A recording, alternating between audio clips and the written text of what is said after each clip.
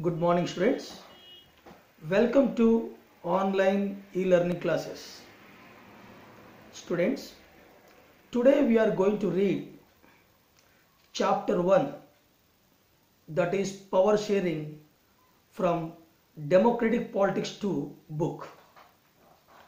And today we are covering only two topics, that is number 1, is power sharing desirable?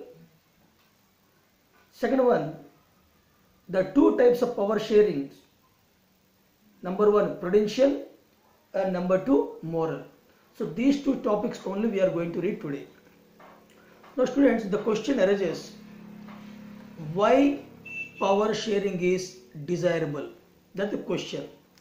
This question can be asked in board examination for 3 marks.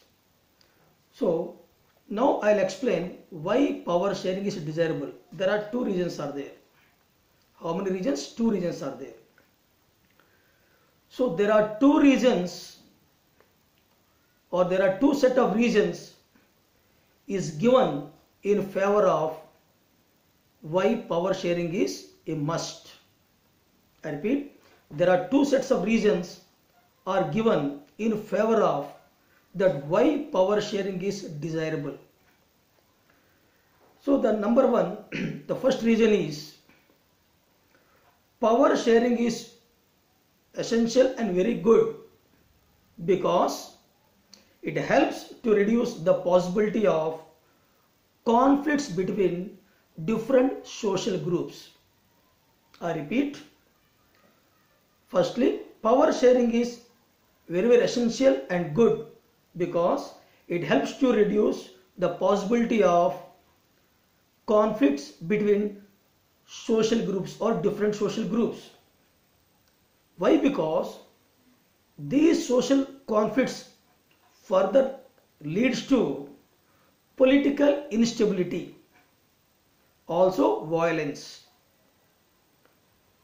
I repeat, these social conflicts will further leads to political instability and thereby violence. Hence, it is through power sharing we can reduce the conflicts and also we can reduce political instability and also violence in our country. And the second important reason is having deeper meaning. Okay, the second reason why power sharing desirable has a deeper reason.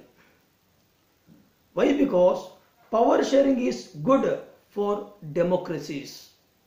For a democratic form of government, power sharing is very essential. Otherwise, democracies will not be successful. Power sharing is the very spirit of democracy. This sentence will be taken as a question.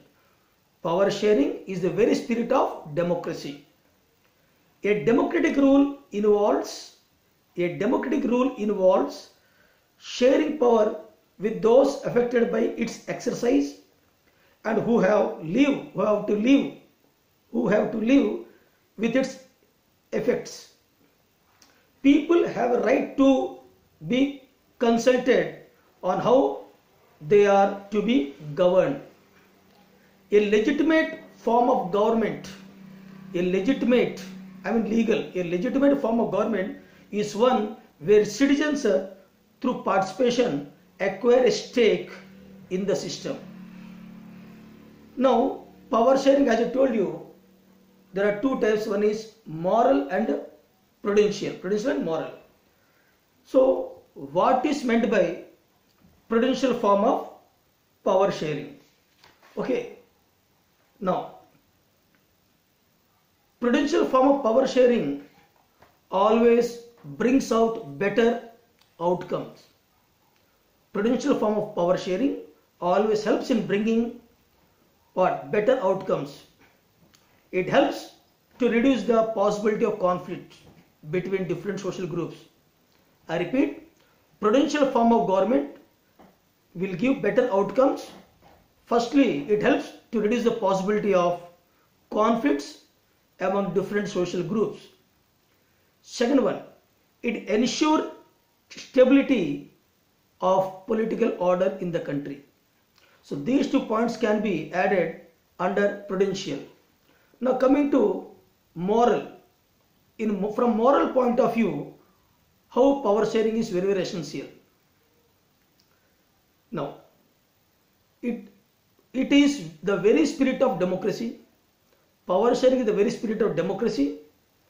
People have a right to be consulted to how to be governed. People participate in the government. Okay, students? So these are the topics. Now I'll explain one question which is generally asked in the board examinations. The question is like this: power sharing is the very spirit of democracy. In quotes it is given, power sharing is very essential, or I can say it is the spirit of democracy. Justify the statement with the 3 suitable points. You have to justify the statement with 3 suitable points. 3 suitable points. So the answer goes like this: power sharing keeps up the spirit of democracy. That is true.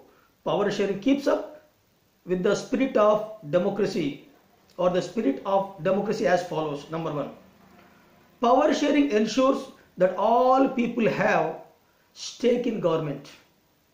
First point, power sharing ensures that all people have stake in government. Second point, power sharing ensures maximum participation. It upholds the concept of people's rule. It always brings better outcomes in democracy. It ensures the political stability in democracy. This is the second point. The third point is like this: power sharing accommodates diverse groups of people. It accommodates diverse groups of people. It helps to reduce the possibility of conflict between social groups. Okay, students? Now, in the same way, another question will be asked like this: what is power sharing? Just now I told you what is power sharing. Why power sharing is important in a democracy? That is the question. I repeat, what is power sharing and why power sharing is important in a democracy or in democratic form of government? There are 2 reasons are given. Number 1 for this answer: when the power does not rest with any one region of the state, rather it is shared among legislature, executive and judiciary, it is called power sharing. Second point, power sharing is important in a democracy because of the following reasons. What are the reasons why it is important in democracy, power sharing? These are the 3 reasons. Number 1, it helps to reduce this possibility of conflicts between different social groups. It is the very spirit of democracy. It is a good way to ensure the stability of the political order. Similarly, one more question I am telling to you from this chapter, which is generally asked in board examination. The question is like this: differentiate between horizontal and vertical division of powers. I repeat the question: differentiate between horizontal and vertical division of powers. So you have, in this question you have to draw the table. One side horizontal distribution of power, other side vertical distribution of power. You have to draw the table. And now first, in a horizontal distribution of power, what you have to write? Here it goes: horizontal division of power is such a power sharing arrangement in which the power is shared among different groups of government. Okay, or I can say different organs of government such as legislature, executive and judiciary. When the power is shared among different organs of the government, different groups, that is called horizontal distribution of power. Second point in the same, horizontal division of power, different organs of government exercise different powers. This is a concept of separation of powers. Separation of power is very, very essential. If power is concentrated in a single hand, in single organ, then the power will become misused or it become corrupt. Third point, Horizontal distribution specifies the concept of checks and balances. Checks and balances is very, very essential. One organ should check other organ should check another organ, like this. Checks and balances in order to check the exercise of unlimited powers of the organ. So these 3 points are right in horizontal distribution of power. Now coming to vertical distribution of power. Here goes the 3 points. In vertical distribution of power, powers can be shared among different governments at different levels. Different form of governments at different levels. Okay. For example, union government, state government and local level of government. When the power is shared among central level, state level, local level or union level, state level, local level, that is called vertical distribution of power. It involves higher and lower levels of government. Second point. In vertical division of power, Constitution clearly lays down the powers of different levels of the government.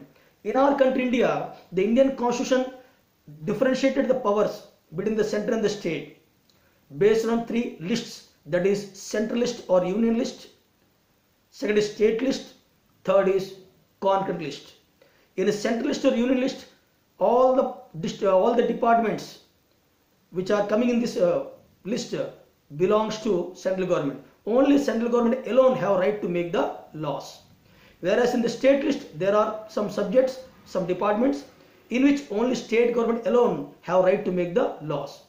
However, in concurrent list, there are some subjects in which both central government and state government both have right to make the laws. But remember students one thing, whenever any challenge is there between making a power from the concurrent list on any subject, both central and state government they are quarreling, having conflicts that who will make the laws based on the concurrent list subject, then in that case the preference will be given to the central government.